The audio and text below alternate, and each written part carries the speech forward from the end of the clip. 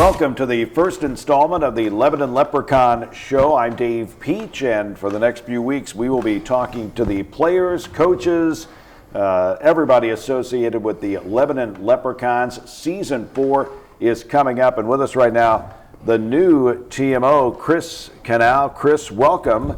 I guess appropriate that you're our first guest on the Lebanon Leprechaun YouTube show. Yeah, I came in kicking and screaming, but yeah, I guess I'll kick us off. We couldn't be happier with the studio we're in, and of course you every year, what you bring to the table, so pretty excited. Now, Lebanon, owned for 3 years, and now you are the new owner. What drew you to take on this responsibility to carry on the Lebanon Leprechauns in year 4? Sure. Preston Myers brought the team to town a few years ago. Great group, brought a lot of people together. I first came to the organization as a fan and a sponsor, and then just the opportunity to get more involved and take control on the ownership side and try to just take what has been done in the past and make it even better. So I think it's a community asset. It's affected a lot of people in a positive way, but I still think there's a lot of people in the community that haven't been out to a game or got involved that are going to be very excited when they see the product. Okay, now your background, the Ideal Food Group since 1950. You're the president and CEO. What is that business all about? Sure. For those that may not know. Sure. So our core business, it's a family business founded by my wife's grandfather in 1950. We're a food distributor. Actually originally started down where Lucas Oil Stadium sits now, and through the years it's evolved, but through that we've started other businesses. We own Backroads Barbecue, which is here in town. We started the Chop House downtown on the square, and since Sean Sublet's taken that to the next level, and so just really in the food business. Moody's Butcher Shop is another company that we have, so as you can tell, food-related businesses. So these players will be well fed after the game. They can tell you, but that's the one thing I think we bring to the table is we like to feed them. Yeah, and broadcasters too? And broadcasters. Okay, good, very good. A little bit about the TBL. 37 teams, and we got teams across the country. We got a strong Midwest conference, if you will. The TBL is so well run. Yeah, it's again, it goes back to, I think it's one of the best kept secrets around. It's a league that stretches to from the Atlantic to the Pacific. And within that, there's pods. I know we have, Cincinnati as a team, Kokomo probably as our rival right up the road.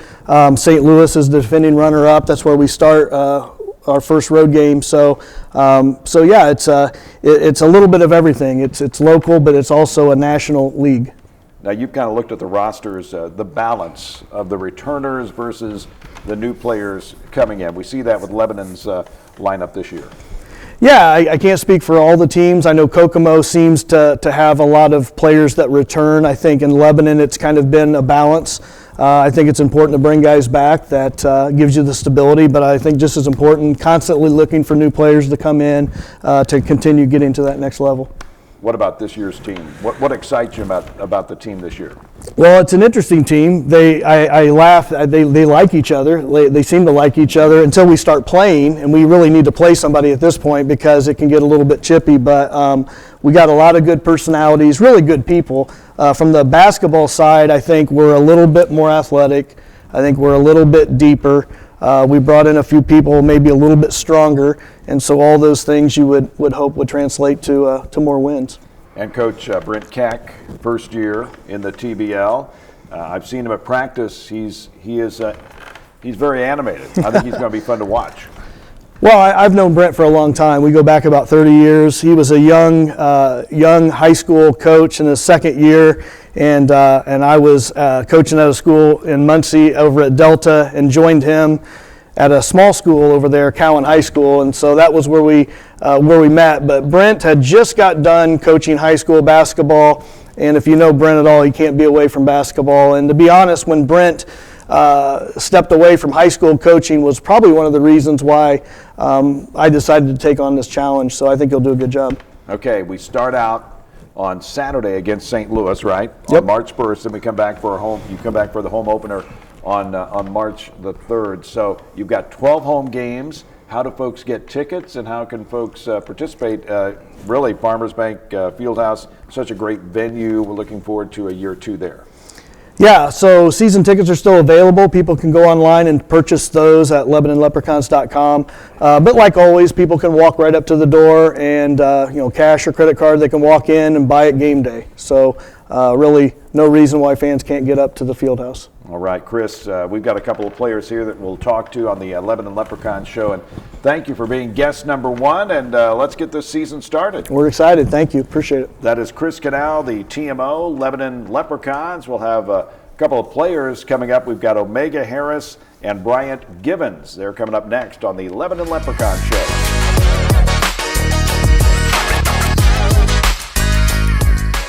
Lebanon Leprechaun show. Joining us, Bryant Givens out of South Bend.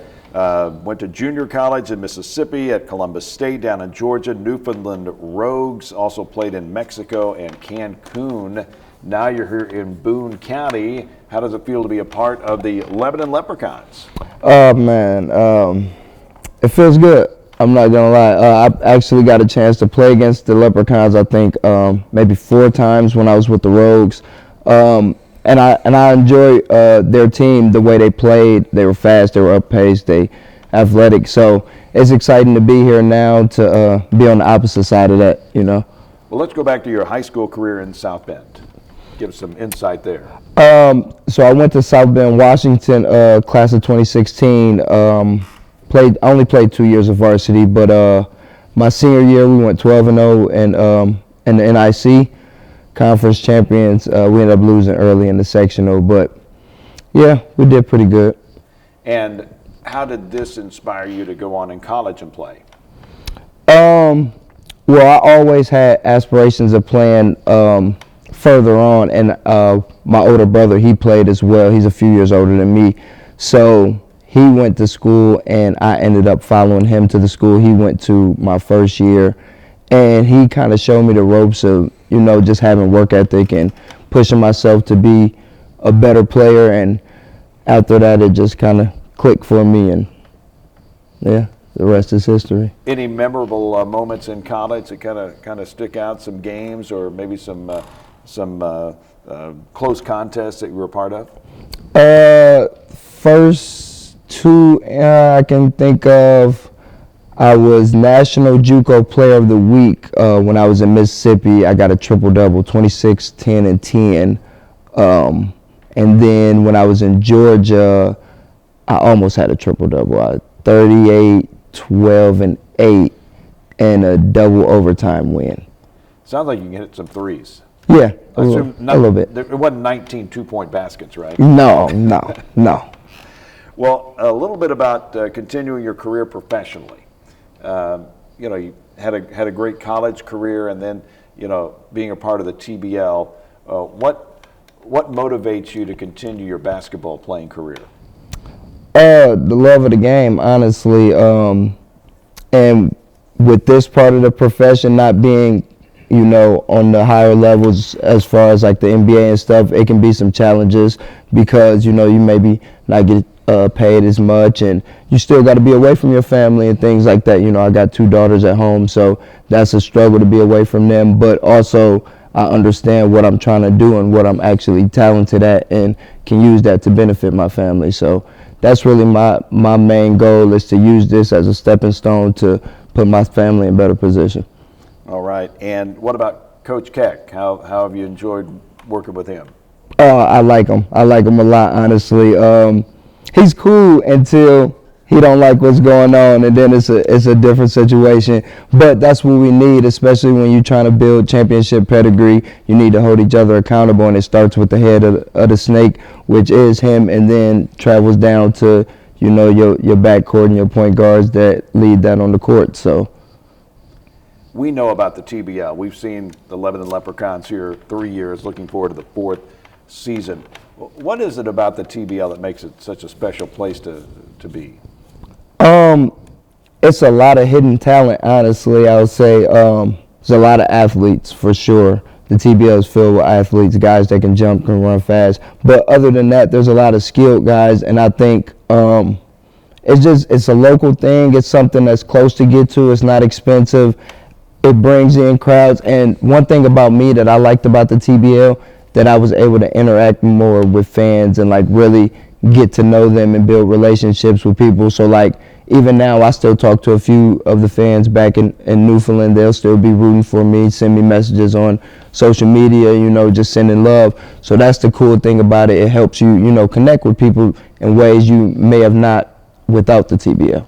Community service, excuse me, community service so important in the TBL, and you do it because it's the right thing to do, but you also enjoy it, and giving to the community is a big part of what all the players do. Right, absolutely. And I think as far as I've been in here in the TBL, a lot of the guys I've played with are like teachers or trainers back home. They work with the youth, and so they're involved in their own communities. So when they come here, you know, it's nothing different. It's, you know, just a new community to embrace and to welcome in, you know.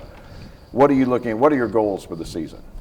Oh, a championship for sure. I'm trying to win You guys won a championship. I'm trying to win a Lily, and I think that starts first day, just having that mindset, building every day, stepping stones, working hard, and just not forgetting the end goal. And I know you're looking forward to being in the backcourt with Omega. Yes, sir. Yes, sir. Me and Omega had a chance to get to know each other back in 2023. We both signed to Medora Timberjacks training camp. We spent about 2.5 weeks together, and literally me and him in the gym every day, every night, putting up shots, getting about 1,000 each workout, you know, just putting it together. And unfortunately, I ended up getting sent home after training camp, and Omega ended up staying. I ended up going to Newfoundland to play with the Rogues. But it so happened coincidentally, we ended up coming together back here in the Leprechaun. So it's an exciting feeling for us to be back together, because I think that's going to be, you know, a special combination. Anything else you want to tell the fans out there?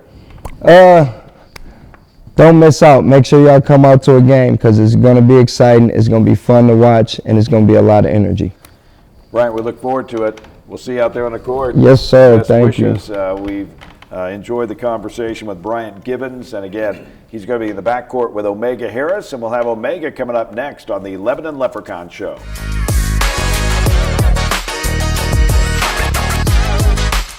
Lebanon Leprechaun Show. We are joined by Omega Harris, and Omega, welcome to Boone County. Appreciate you.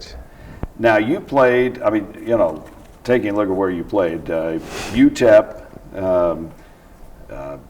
you know, I know you played there 4 years, scored double figures 3 of the 4 years. You've got experience in foreign leagues, Armenia, Canada, and actually, this is kind of interesting. I guess this is where we'll start.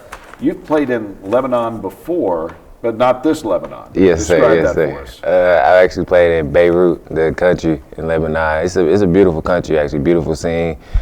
Just like opposite here right now, like how it's a longer winter right now. It's, I guess, a longer summer there. So it's the weather, the environment, the fans, everybody, just the culture, everything. It's just different, and it's something that, like, being a basketball player, being able to travel the world and see different things like that and take it in, and then come back to tell your family and friends about it and get them a little example of your experience is very big for you. How is it being that far away from home? I've never been to a foreign country like that. How is that? Well, so I'm an only child, so it's not hard for me to like be away from people, because it's like I always was either trying to go to my friend's house and try to go outside, try to do something, go anywhere. So like just being outgoing is just something that's just always been in me. So it's just like I'm gonna go seek something, I'm gonna find it. Now, as far as you know, playing in Armenia or Canada, Beirut, the level of play there versus, let's say, the G League or the TBL, where does level of play land in those areas? Well, to start off, like the teams that I was playing in Lebanon, like I was actually playing against the Lebanon national players, like the people that play against the USA and China in the Olympics. Like they're split out. It's split up in that league. Like the post player, the point guard, like they're in that league type stuff. And that's pretty much in anywhere you go overseas and over the world. like how Luka came over here, like that top league over there, that's somewhere like I would probably be playing or something. Like that's just how it goes. But other than that, the competition is like IBG said, is hidden talents everywhere. So it's just about where you're at and where they're gonna come find you at. So if you do what you're supposed to and you shine, it'll show. Now, you have been in the TBL. You played with the Medora Timberjacks. How has your experience been in the TBL? I actually won the TBL championship before. I've seen the Lily, held the Lily before, so it's a wonderful feeling. And to bring that experience to this team right now is a big feeling. And to be around people I know brings a bigger excitement and bigger connection. Like it's something that's unexplainable right now. So it's I can't really explain. It's just an excitement feeling right now because it's something that I've seen. It's like deja vu for me right now. And what year was the championship? 2021 when I played with Enid Outlaws, their first year of the organization. How was that? I mean, that had to be fantastic. Yeah, I mean, we played. That's the year that like Lindy Waters, a TBL hero right now. You know, he's in the G League. He's, I mean, not G League. He's actually in the NBA now. Like, but he went to the G League and he made the stepping stone. Like the TV. That's basically what TBL is for. It's basically like a platform to set you up and take you to the next level for right now. And that's what they're trying to make it. From the year that we played, it was probably like 22 teams, and now you're saying it's 37.